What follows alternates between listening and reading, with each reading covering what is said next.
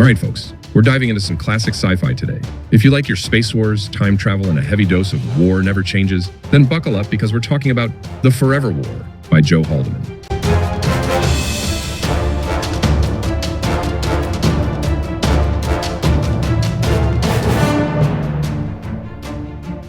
Okay, so The Forever War is one of those sci-fi books that hits you with a big idea right out of the gate. The setup?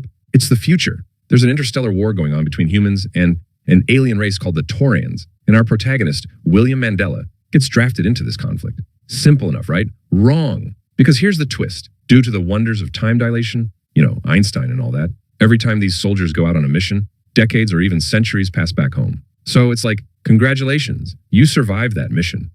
Oh, by the way, Earth is unrecognizable now.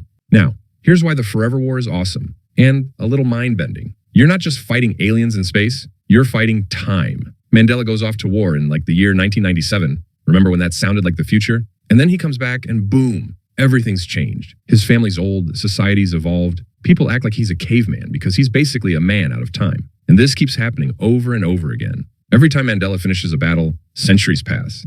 And he's like, okay, where am I and why does everything suck now? But let's talk about the space combat for a sec. Haldeman doesn't shy away from making the battles intense, confusing, and brutal. You've got soldiers in powered suits, they're zipping around space like Iron Man's granddad, and then, boom, you're in the middle of an all-out chaotic firefight. It's got that Starship Troopers vibe where you're dropped into a situation where everything can go wrong in a second. The tension is real. One minute you're blowing up aliens, the next minute you're floating through the wreckage, wondering what just happened. It's a sharp reminder of how cold and relentless war can be. Haldeman himself was a Vietnam vet, so you feel the weight of his personal experience when Mandela has to adjust to new, impersonal tech and a society that's emotionally checked out. Haldeman doesn't just talk about what war does to the soldier. He shows what it's like when everything you understand becomes yesterday's news. Here's the thing. This book isn't just about fighting aliens. The Forever War is really about what it's like to be disconnected from everything you know. You think you're reading a cool military sci-fi novel, and don't get me wrong, it is cool. But underneath all the battles, Haldeman's talking about isolation, the horrors of war, and how much it sucks to feel like the world has moved on without you.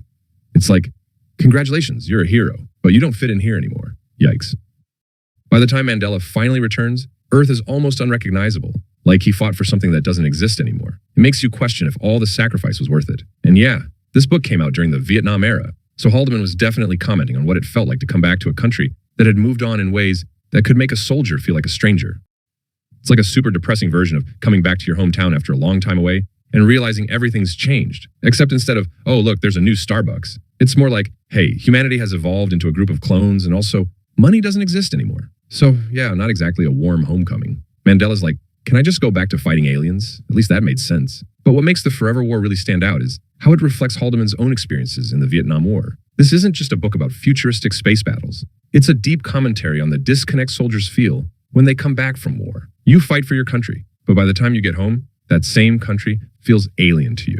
The book really nails that feeling of being lost in your own world. It's heavy stuff, man. And it's not just philosophical window dressing. It's baked into the core of the story. Every battle, every jump in time, it all builds up this emotional weight. Now, if you're coming into this thinking you're getting non-stop laser blasts and epic alien wars on every page, hold up a second. The Forever War does have some intense battle scenes, but it's also a pretty introspective book. There are stretches where you're not getting a ton of action, but instead, you're diving into Mandela's head as he tries to make sense of a world that no longer makes sense to him.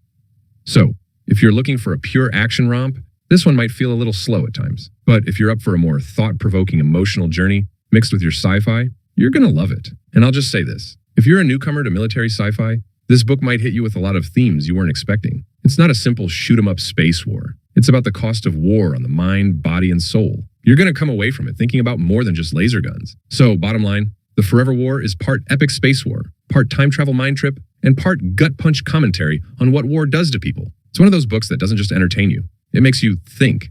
And sure, some of it gets a little heavy, but it's worth the ride. The battles are brutal, the tech is awesome, and the themes hit hard. It's like Starship Troopers with a lot more heart and a lot more sadness. The action's there, the characters are solid, and the themes, oh man, the themes will stick with you. If you want a sci-fi book that's not afraid to make you question everything while still giving you some epic space battles, this one's for you. This one will hit you right in the feels and make you think long after you close the book. Have you read The Forever War? Did you feel that gut punch of time dilation? Let me know your thoughts in the comments below. And as always, if you like this video, hit that like button, and if you want to see more, click the subscribe button. Thanks for watching. I'll see you in the next one. Burn bright and burn enough.